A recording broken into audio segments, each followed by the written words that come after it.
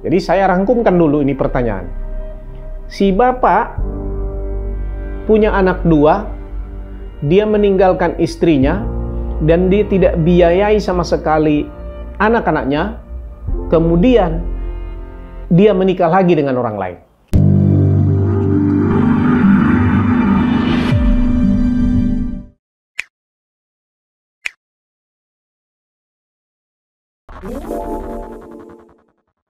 Kelihatannya sekarang ini masih tetap kita akan berbicara sekitar masalah-masalah adat ini dulu, khususnya dalam kaitannya perceraian, karena memang seperti saya sampaikan dalam video saya sebelumnya, banyak sekali sekarang orang-orang Batak yang mempunyai persoalan-persoalan dalam pernikahan ini, dan tercermin juga di dalam komentar-komentar yang masuk, permintaan-permintaan yang masuk kepada saya. Pada saat ini, ya, saya akan membacakan pertanyaan dari Esther Samosir, ya. Dan ini saya ambil sebagai mewakili, ya, pertanyaan-pertanyaan yang sejenis, ya. Dikatakan di sini, adong sada ama, ada satu orang ayah bercerai dari istrinya, dan sejak cerai mantan suami tersebut tidak ada membiayai anak-anaknya. Dalam kurung, anaknya ada 2. Jangankan mau membiayai hidup anaknya, bertanya tentang anaknya saja tidak pernah. Dan mantan suaminya itu sudah menikah lagi, sedangkan mantan istrinya berjuang untuk anak-anaknya dan tidak menikah lagi. Ya. Saya ingin stop dulu sampai di sini. Saya acungkan, kalau punya saya 10 jempol, saya akan kasih jempol kepada ibu ini yang punya 2 anak ini, yang berjuang untuk anak-anaknya. Saya lanjutkan. Jika suatu hari anaknya menikah, apakah layak mantan suaminya datang ke pesta itu? Dan kalau suatu hari mantan suaminya itu meninggal, apakah mantan istri harus hadir? Ingat tadi, si pria ini sudah menikah lagi. Dia tinggalkan istrinya, dia tinggalkan anaknya. Ya, jadi saya rangkumkan dulu ini pertanyaan. Si bapak punya anak 2, dia meninggalkan istrinya, dan dia tidak biayai sama sekali anak-anaknya, kemudian dia menikah lagi dengan orang lain. Saudara-saudara, kawan-kawan semua, pertanyaan-pertanyaan seperti ini sangat banyak masuk kepada saya. Ini menunjukkan, ini sebagai bukti bahwa memang sekarang tatanan hidup kita, khususnya orang-orang Batak, sudah sangat rendah untuk orang-orang tertentu seperti orang ini. Ya, saya mempunyai teman, sahabat, saudara, kawan yang sangat bagus nilai-nilai keluarganya. Bahkan saya pantas untuk contoh. Tetapi yang hal seperti ini juga sudah sangat banyak. Nah, pertanyaannya di sini sebenarnya saya lihat arahnya adalah, seandainya nanti anaknya menikah, pantas nggak dia datang di pesta itu? Saya tidak mau emosional menanggapi ini, karena saya harus berbicara tentang nilai dan adat kita, nilai-nilai luhur keluarga kita. Jadi, yang pertama adalah bahwa seorang suami meninggalkan istrinya dan tidak pernah bertanya saja tentang anak-anaknya, tentu ini adalah suatu moral yang sangat rendah. Tidak memiliki moral, tidak memiliki nilai spiritual, ya, apapun alasannya. Sekali lagi saya mengatakan, apapun alasannya, tidak ada nilai spiritualnya, tidak ada nilai moralnya. Mau kecewa kepada istrinya, mau istrinya anggap selingkuh, mau istrinya nggak benar, Tetapi anak itu tidak pernah meminta untuk lahir dari kamu.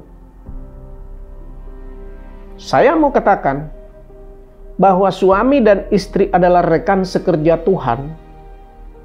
Ya, itu nilai rohaninya. Rekan sekerja Tuhan untuk mewujudkan rencananya di dunia ini. Sekarang si laki-laki ini memperlakukan istrinya seperti itu, memperlakukan anak-anaknya seperti itu, ya, itu sudah terlalu rendah nilainya. Ya, jadi kepada si ibu, lakukan tugasmu, ya, lakukan tugasmu dan tetap menghormati suamimu. Loh, kok menghormati suami bagaimana? Karena memang itulah pesan Tuhan. Hai istri,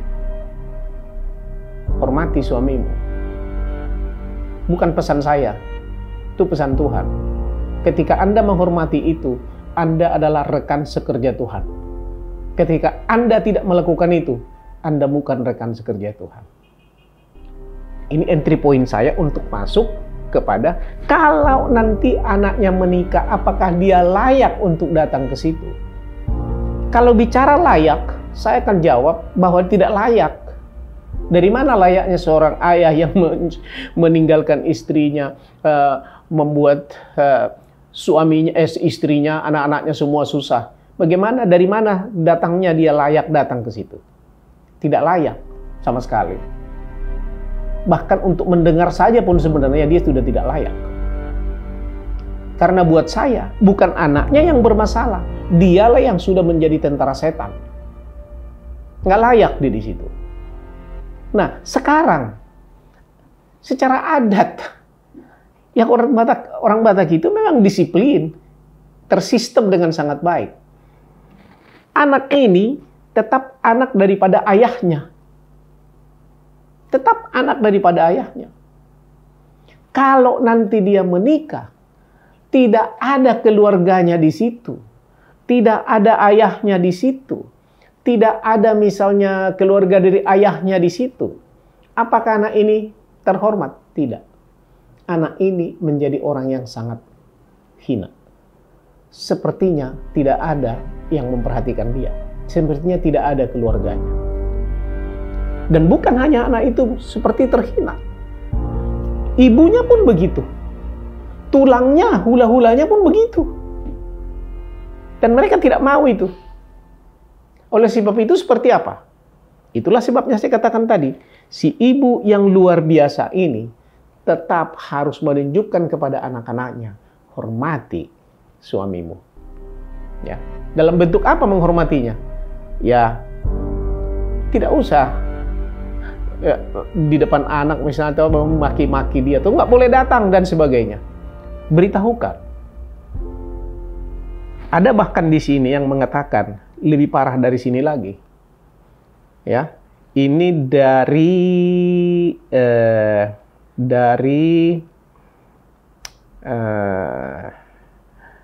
dari seseorang ya.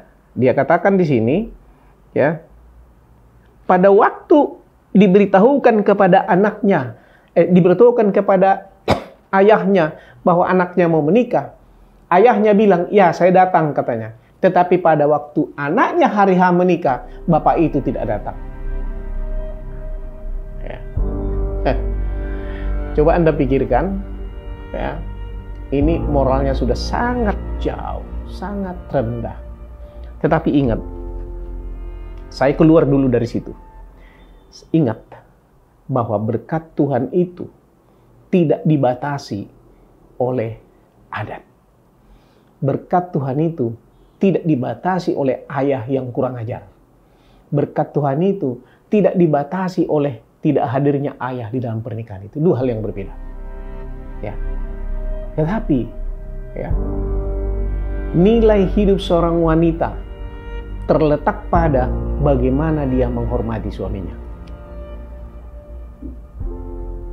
Ini coba pikirkan lebih jauh, lebih dalam. Ya.